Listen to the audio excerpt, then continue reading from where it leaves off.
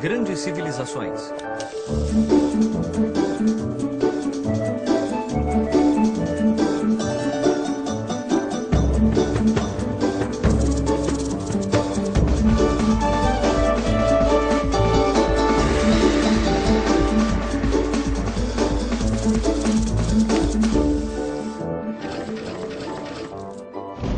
O Império Bizantino, primeira parte. Na verdade, o mundo mudou muito por volta do século IV depois de Cristo. Não era mais suficiente conquistar, saquear e dominar territórios para manter o poder e a riqueza. Agora havia uma outra maneira de acumular riquezas. Fazendo comércio com o Extremo Oriente. As pessoas de um lado do mundo estavam dispostas a pagar muito dinheiro pelas coisas produzidas do outro lado do mundo. O povo de Constantinopla atuou como intermediário no comércio de mercadorias, ajudando todos os lados. Eles trabalhavam muito no comércio e prosperaram financeiramente. As distâncias de um lado ao outro do mundo eram imensas.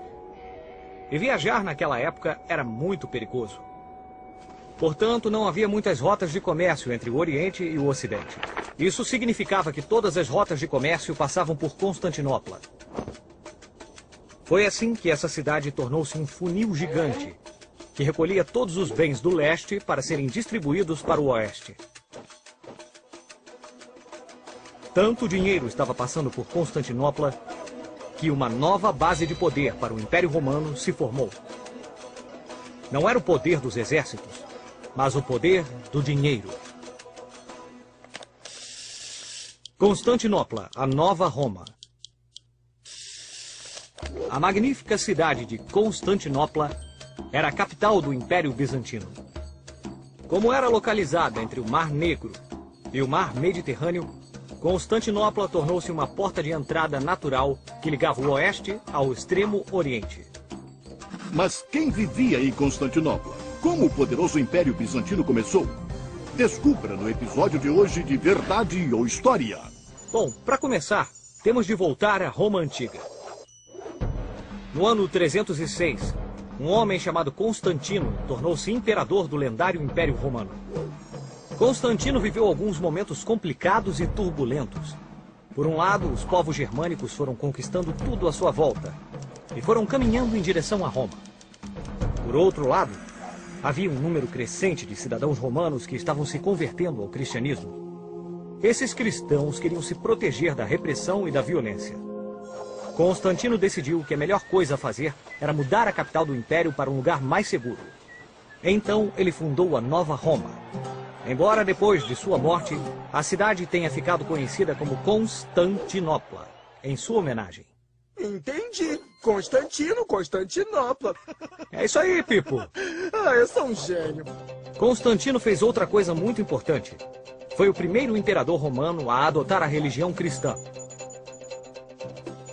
Isso significava que os romanos podiam praticar livremente o cristianismo sem temer a perseguição ou a prisão. Mas, claro, os romanos orgulhosos que ainda viviam em Roma não estavam, digamos, muito felizes com todas essas decisões. Eu não concordo com tudo que Constantino fez. Em primeiro lugar, como pode existir um Império Romano que não é governado a partir de Roma? Em segundo lugar, o que está acontecendo em Roma? Diante de tanto descontentamento, no ano 395, um sucessor de Constantino, o imperador Teodósio, dividiu o império em dois após sua morte. Teodósio foi o último imperador a governar tanto a parte oriental, com capital em Constantinopla, como a parte ocidental, com capital na antiga Roma. Seus dois filhos foram os herdeiros dessas duas partes. Mas os dias do Império Romano do Ocidente estavam contados e nada poderia deter o seu fim inevitável. No ano 476, o último imperador do Império Romano do Ocidente, Rômulo Augusto, foi deposto por Odoacro, um general germânico.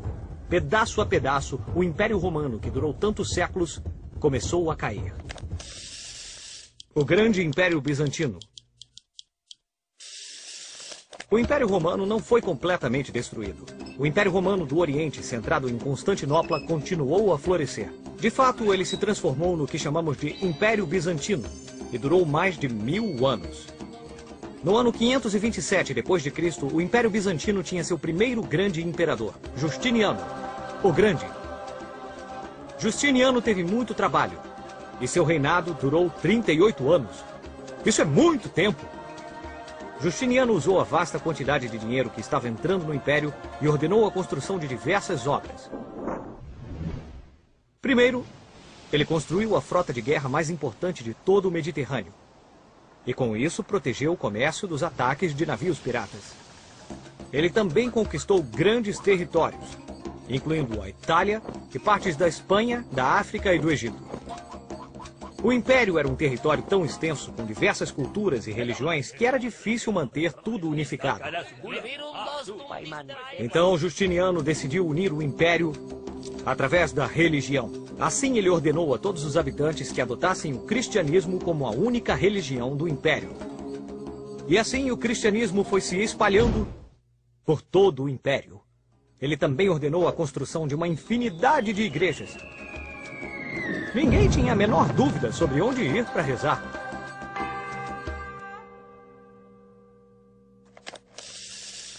As duas igrejas.